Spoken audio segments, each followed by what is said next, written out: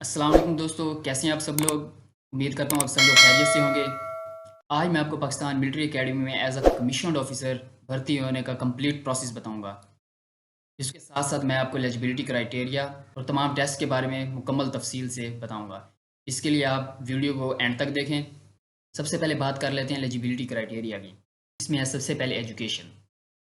आपने किया हुआ हो FA FSC, चाहे प्री प्री इंजीनियरिंग में किया हो या प्री मेडिकल में।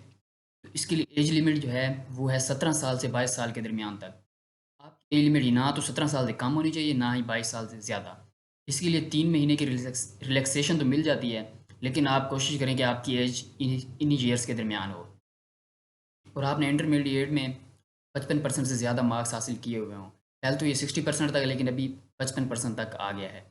उसके बाद अगर आपने 2 ईयर ग्रेजुएशन की है तो उसके लिए आपकी एज लिमिट 17 साल से 23 साल तक है, मतलब 1 साल उससे बढ़ा दी गई है। उसके बाद अगर आप 4 साल ग्रेजुएशन की हुई है तो उसके लिए एज लिमिट आपकी 17 साल से 24 साल तक की है और आपने 60% प्लस मार्क्स लिए होने ज़रूरी हैं।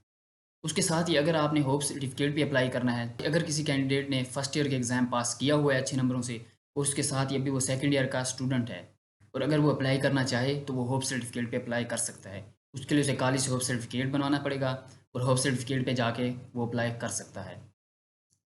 में कि एडमिशन आप ऑनलाइन करते हैं, उसके लिए आपको करना ये होता है, आप join Pakistan army dot government dot P के पे जाएँ।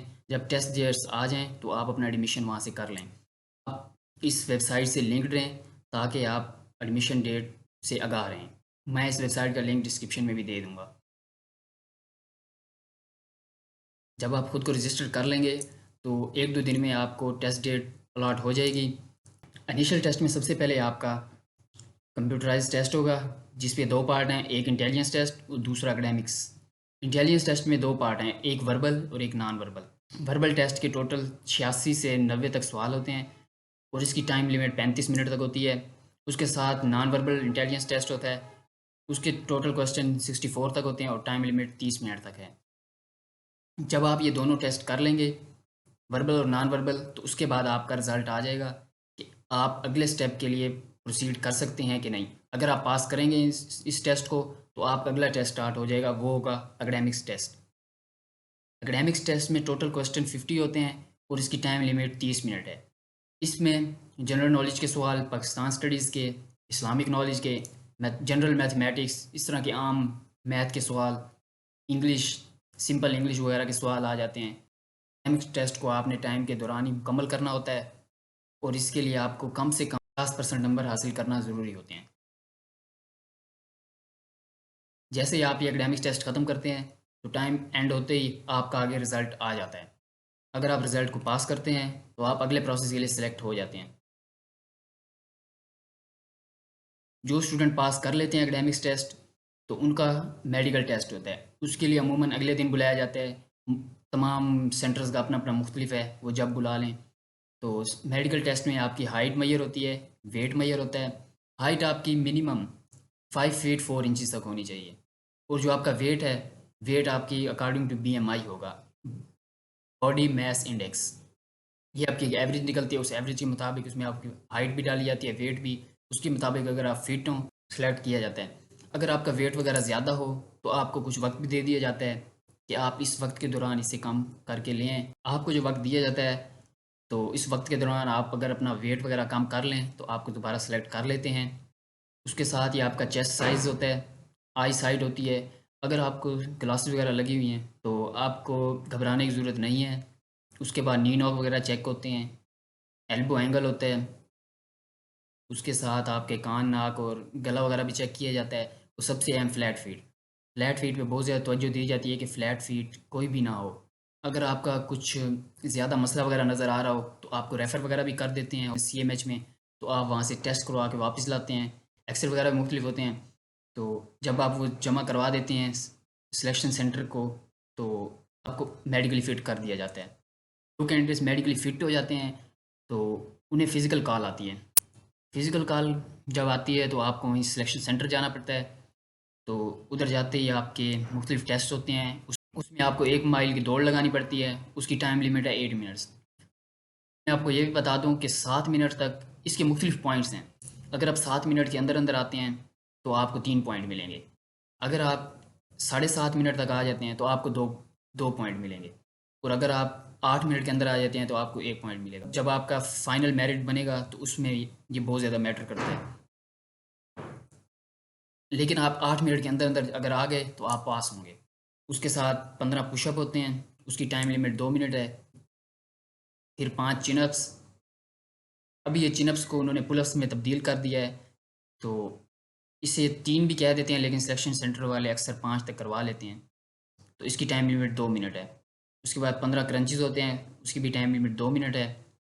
आपको अगले टेस्ट के लिए क्वालिफाई करने के लिए इन तमाम टेस्ट का क्लियर करना ज़रूरी है।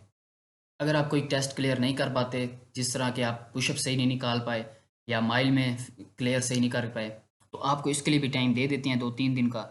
तो आप उसमें प्रैक्टिस वगैरह करके आएँ और उस टेस्ट को क्लियर करें। जो कैंडिडेट फिज़िकल टेस्ट भी क्लियर कर लेते हैं तो उसके बाद इंटरव्यू की कॉल्स आती हैं। जब आप फिज़िकल टेस्ट क्लियर कर लेते हैं तो उसके बाद आपसे एक बायोडाटा फॉर्म फिल करवाते हैं।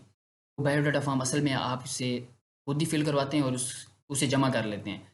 तो उस बायोडाटा फॉर्म से तमाम सवालात किए जाते हैं इंटरव्यू में। तो जब आप इंटरव्यू के कमरे में जाएँगे तो उधर आपको वही बायोडाटा फॉर्म पड़ा होगा, तो उधर से आपसे सवाल किए जाएँगे। तो आप जो भी बायोडाटा फॉर्म में लिखें तो वो आप सही-सही लिखें, कुछ उसमें टेम्परिंग वगैरह ना करें। तो और उसे याद करके रखें कि आपने क्या-क्या लिखा है। इस इनिशियल इंटरव्यू में आपसे बारे में, आपकी फैमिली बैकग्राउंड के बारे में, आप कहाँ से पढ़े हैं, कॉलेज के बारे में, उसके साथ ही कुछ जनरल नॉलेज के सवाल, 1-2 एकेडमिक्स के। लेकिन ज़्यादातर सवाल बायोडाटा फॉर्म से ही होते हैं, और आपकी इसमें ड्रेसिंग मैटर करती है, करैक्टर, कॉन्फिडेंस बहुत ज़्यादा ज़रूरी है, और आप कितने डिसिप्लिन्ड हैं, ये वो उधर ही चेक करते हैं। उसी दिन इंटरव्यू जब तमाम कैंडिडेट्स के एंड हो जाते हैं, तो आपका रिज़ल्ट अनाउंस किया जाता है। जो कैंडिडेट इस इंटरव्यू में भी पास हो जाते हैं, तो उन्हें आईएसएसबी फॉर्म उसी वक्त इशू कर दिए जाते हैं। फिर आप आईएसबी फॉर्म लेके घर चले जाते हैं। आपको वक्त दिया जाता है 2 दिन का, 3 दिन का। तो आपको आईएसबी फॉर्म फिल करके जमा करवाना होता है।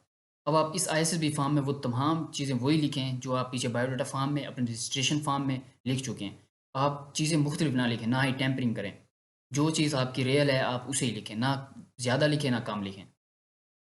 फिर आप आईएसबी फॉर्म जमा करवा देते हैं। आईएसबी फॉर्म के साथ-साथ आपको डॉक्यूमेंट्स की फ़ोटोकॉपीज़ वगैरह लगानी पड़ती हैं। तो इसके लिए ज़रूरी है कि आपने तमाम डॉक्यूमेंट शुरू से ही तैयार रखें। उसके साथ ही एक पीएमए के लिए बहुत ही ज़रूरी है एफआरसी। एफआरसी का मतलब है family registration certificate. Family registration certificate कुछ लोगों को नहीं पता होता, क्योंकि पीएफ वाले और नेवी वाले मेरे ख्याल से नहीं माँगते। पीएमए वाले ये ज़रूरी समझते हैं कि उन्हें ये ज़रूरी लेटर चाहिए। तो इस सर्टिफिकेट का ये है कि आपको नादरा से बनवाना पड़ता है। तो एक दिन में बन तो जाता है, लेकिन अक्सर मुश्किल आ जाती है, या आपको फॉर्म सबमिट करने के लिए वक्त कम दिया जाता है। तो आप ऐसा करें, आप वक्त से पहले ही एफआरसी अभी से तैयार करके रख लें। तो जब आप फॉर्म वगैरह सबमिट करा देते हैं तो उसके बाद आपको आईएसएसबी के लिए बुलाया जाएगा। फिर जो कैंडिडेट आईएसएसबी में क्लियर कर जाएंगे, रिकमेंड हो जाएंगे, तो उन्हें एक फ़ाइनल मेडिकल से गुजरना पड़ेगा। तो फाइनल मेडिकल में जो लोग क्लियर कर जाएंगे, तो उनकी एंड में मेरिट लिस्ट बनेगी। उसमें ये तमाम चीज़ें मैटर करेंगी कि आपने फ़िज़िकल में कितने नंबर हासिल किए, इनिशियल्स में कितने नंबर हासिल किए। उसमें इंटेलिजेंस टेस्ट के बहुत ज़्यादा मैटर करते हैं। इंटरव्यू के भी मार्क्स होते हैं, इंटरव्यू के मार्क्स भी इसमें ऐड किए जाते हैं। तो एंड पे फिर फाइनल मेरिट लिस्ट बनेगी, तो फिर आपकी सिलेक्शन होगी। उम्मीद करता हूँ आपको ये वीडियो अच्छी लगी होगी। इसके साथ ही अभी मैंने आईएसएसबी के बारे में भी मुकम्मल डिटेल्ड वीडियो बनानी है, और इनिशियल टेस्ट के बारे में वीडियो अपलोड करता रहूँगा। अगर आपको ऐसी वीडियोज़ वगैरह चाहिए तो आप इस चैनल को अगर चाहें तो सब्सक्राइब कर लें, दोस्तों के साथ वीडियो को शेयर करें। अगर आपको कोई भी सवाल हो तो आप कमेंट सेक्शन में मुझे कमेंट करें।